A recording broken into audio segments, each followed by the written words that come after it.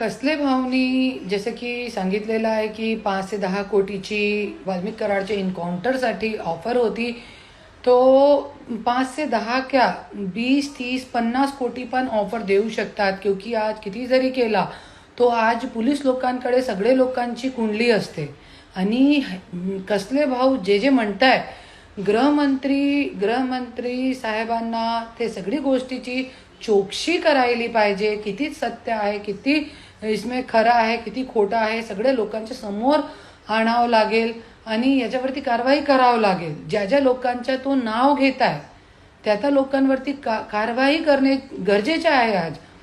आणि जसं तो म्हणताय की कसले भाऊ जसे म्हणताय की त्यांच्यावरती त्यांना ऑफर होती 10 कोटीची, तो 100% होऊ शकते. क्योंकि कितीही जरी केला तो आज वाल्मिक कराडकडे धनंजय मुंडेचे पुरे कारनामोची लिस्ट आहे.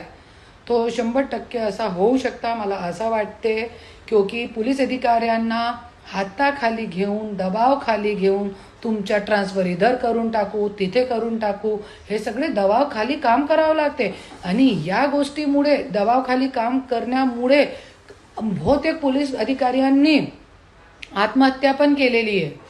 आणि काही लोकांनी सस्पेन्शन झालेलं आहे, जसे हे सस्पेंड झालेले आहे. आणि मी असं पण म्हणते की जे कसले भाऊ आहे असे खरे अधिकाऱ्यांना तुम्ही परत नोकरीवरती घ्या आणि न्याय करा त्यांच्यासोबत. कशाला एक अधिकारी परत पोलीस अधिकाऱ्यांवरतीही कशाला हे सगळं पापाचा घडा फुटतोय.